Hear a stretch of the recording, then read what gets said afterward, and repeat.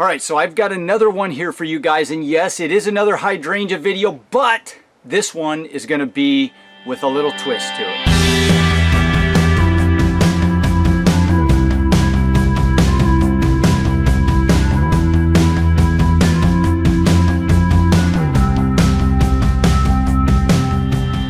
I've heard you loud and clear, and some of you have been very successful with hydrangeas, but some of you, the hydrangeas still elude you. Well, today's the day. I've got a new idea to take these hydrangea that we propagated last year. I'll put a link to that video down below. A lot of you have seen it. And we're going to take cuttings of this. I've got something a little bit different this time, and I think it's going to improve your success rate greatly. So first you need a bin. Then you need some type of a covering. It doesn't have to be super clear, but it does need to be at least opaque. It's got to let light through. Then you need a few pots full of medium. And the medium doesn't matter. I've made videos about this before. I'll put links down in the description. But it just needs to drain well, hold a little moisture, and be relatively inert. I saturated these pots fully with water so that they would be ready to go for our cuttings. So that's all there is right now. There's one secret weapon I'm going to show you after we get these cuttings stuck. But we've got our tote, we've got a lid. Doesn't matter what kind of lid, just got to be clear so the light can get through it. And we've got our medium in the pots in the tote. They don't have to be 1 gallon pots. It could be any size pots. I just used 1 gallon pots for this project. So let's get this back off and get our cuttings stuck. So here's our beautiful hydrangea plant that we got from last summer's video. And I'm going to take some nice cuttings right off the top. These are softwood cuttings still. It's getting towards the end of July, but the new material towards the top is still softwood. It's very new, and it's kind of, you can move it around a little bit. It's not completely solid and hardened off yet. So we're going to take these pruners and just come down on the plant a little further here. We'll say, I don't like to use the very tips because they tend to wilt over, but I may use up there near the top in this case a little bit. Let's see.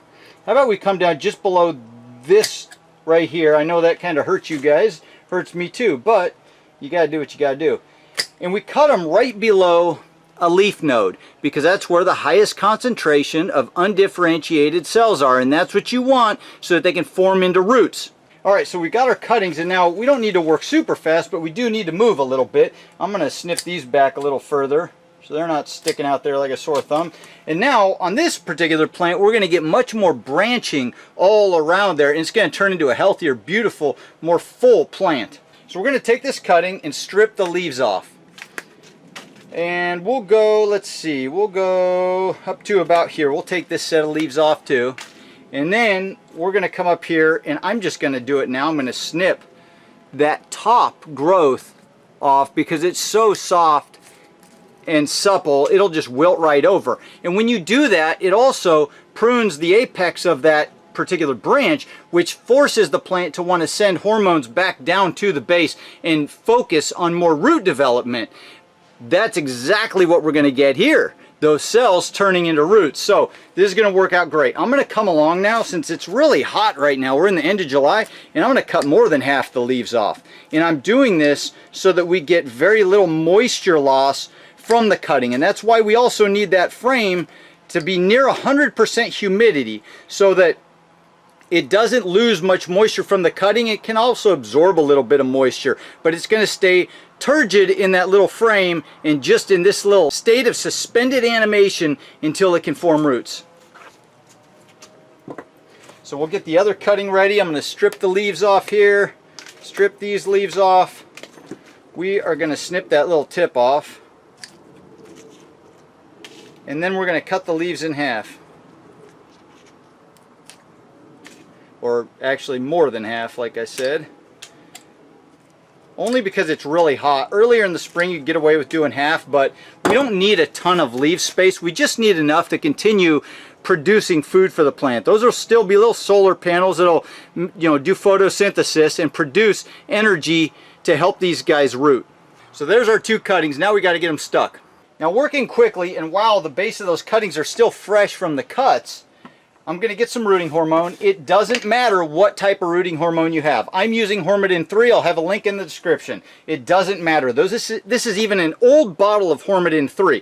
The most important thing about the rooting hormone or excuse me, not about the rooting hormone. The most important thing about the cuttings are that you're using the right technique, and everything you're doing is matching the principles of propagation. You've got the humidity around the cutting, there's maybe a little bit of airflow in there, and the medium drains really well, and that you're also taking the cuttings at the right time of year.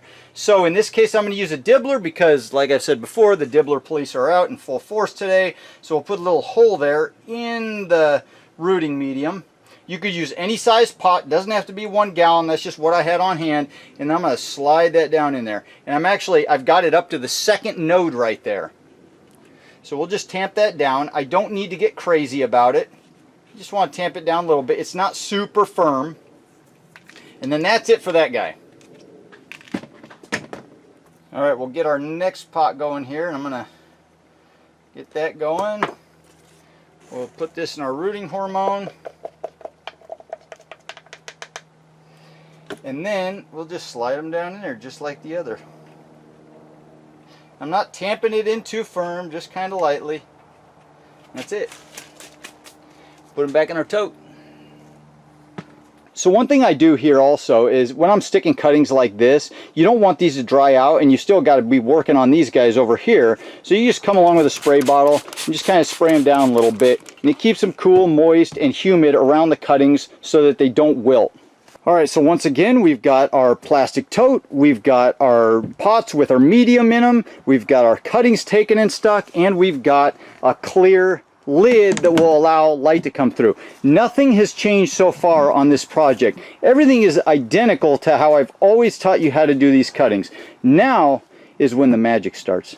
Okay, so here it goes. We're on the north side of a building in the northern hemisphere, the south side in the southern hemisphere.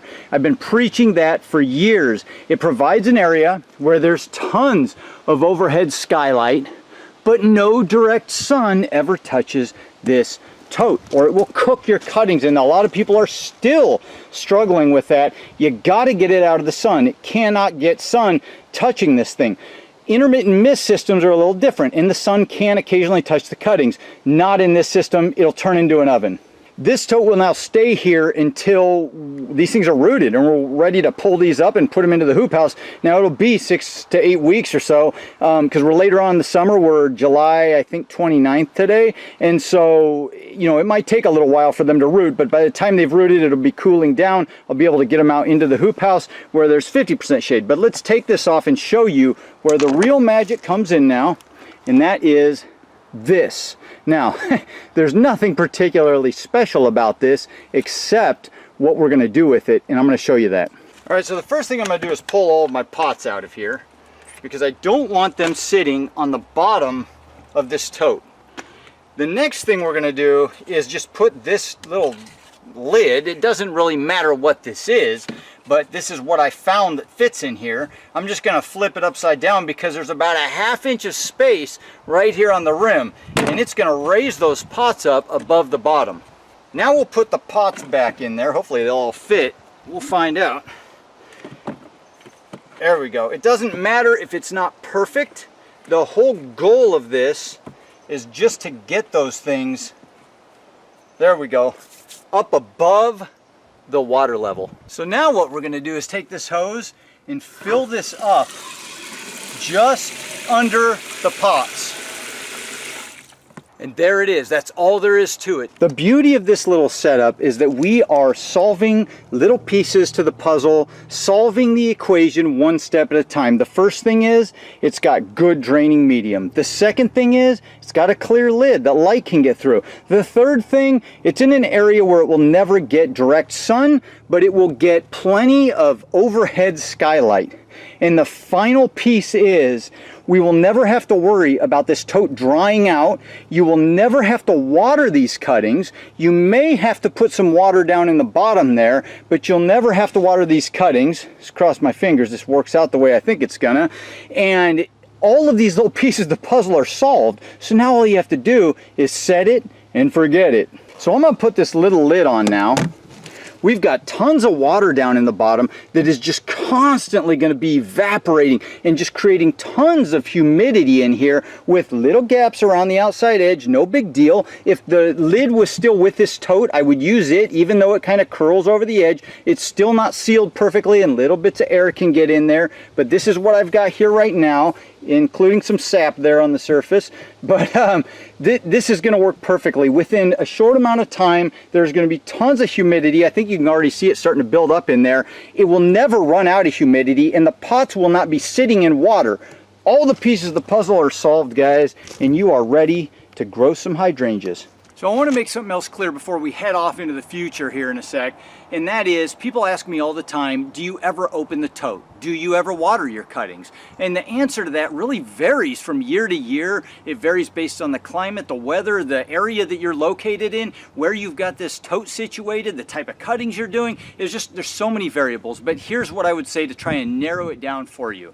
If you open this lid ever during the process, it's not going to hurt the cuttings at all. You could leave this lid off for probably 15-20 minutes without any problem at all. The plants will not wilt and die in that amount of time. If you want to take the lid off and just look everything over, it's not going to hurt anything. Pulling on the cuttings can kind of slow things down a little bit, but just taking the lid off doesn't hurt. If you want to take it off to just air the thing out, that's not going to hurt anything. The trouble can come in when you start over-watering your cuttings. You don't want to be watering these things every day. You just really don't need to. But if you look in there and you see that that soil is getting dry despite having water in the bottom, I don't know what we're going to find. This is new in my mind. We're going to try it right now. But if it starts drying out the soil, you may have to do a light misting over the top of it, but you don't want any heavy watering. Sometimes a heavy watering right in the middle of it when they're just starting to root will kill all of the progress that you've made because those cuttings will just start rotting. So ideally, this is going to create all the humidity we need with the water down in the bottom. We will never have to water those pots there. This is the hope. And they will stay turgid, they will stay viable, and they will root over time. And throughout the process, we can come by and lift the lid occasionally, take a look at them, let a little fresh air in. It's not going to hurt anything. What I want you to be careful of, and I've made this mistake in the past, you start looking at it and thinking, there's too much humidity. There never is, but there's too much humidity. So you take the lid off and you say, I'll come back in 10 minutes and put it back on. Don't do that. If you walk away, put the lid back on. I've come back 10 minutes later, or actually, I've come back 3 hours later and realized I forgot to put the lid on, and all the cuttings are dead. So don't make that mistake. But now that we've kind of explained it all, this whole situation, I'm excited to get this one going for you guys. Let's take a little hop into the Kincaid time machine and speed things forward. Today is, I think, July 28th or 29th. Here we go. So it's been a while. Today is November 8th or 9th, something like that. And these guys are rooted in. Let's take a look at them. These hydrangeas have actually been sitting in here much longer than they needed to be. Everything stayed the same. I've done nothing really too much to it over the last 3 months, actually a little over 3 months since we stuck these guys. And you can see we're getting late in the season. Fall's coming. Actually, we're deep in the middle of fall, and we've got some leaves starting to turn yellow almost, but we got some new growth before all that happened. Now, these things actually rooted about the end of August, beginning of September. They had roots on them, and they were already starting to put on this new growth right here. So I've got the rooted hydrangea here in the hoop house, and I wanted to go over something with you guys real quick. Just full disclosure. There were a couple times through that period of time, I think it was through August, we had some really hot days. There were a couple times where I actually did lift this lid off, and I went over the hydrangeas really quickly with the sprinkler just to cool off the tops of the hydrangeas.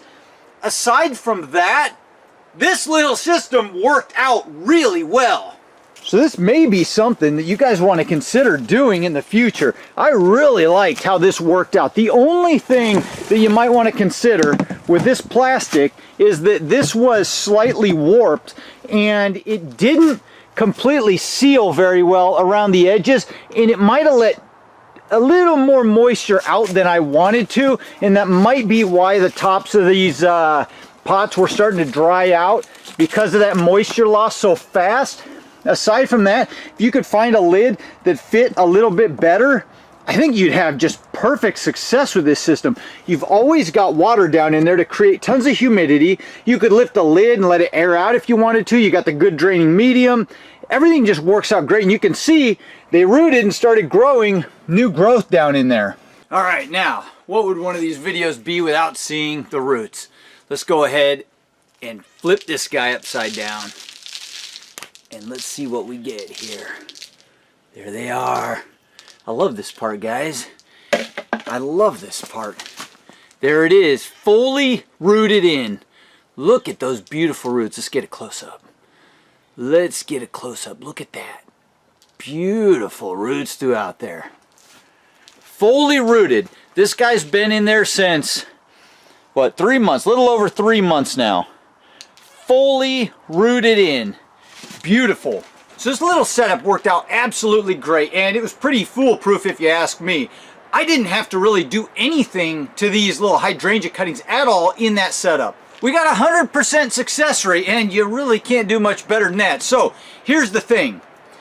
I had put off actually finishing this film. I knew they rooted, they just kind of sat out there off on the side, but I've been getting lots of questions over the early part of fall about how to overwinter these, and a lot of people were asking, can I bring these indoors and grow them through the winter? So I've been thinking this through, and I'm gonna set up my grow tent in the house, the 3x3 grow tent with a light, and we are gonna get these things growing through the winter. I think this could be a lot of fun. I've never grown hydrangeas indoors through the winter. It's gonna be a first for me too. We'll see how it goes. If you guys want to follow along with that, we're going to start up a little video series and just kind of show you how all that goes through the winter. So for now, there you go, 100% success rate on our 4 hydrangeas. I can't wait for these guys to continue growing on and get them planted out maybe next spring. We'll see what happens. I hope you guys enjoyed this one. I hope you learned something. I hope that just doing something a little bit new and different like this was helpful for you guys. It seemed to work out well here. If you guys enjoyed this one, hit the like button, subscribe if you want to follow along. Have a fantastic week, and I'll see you in the next video. Adios!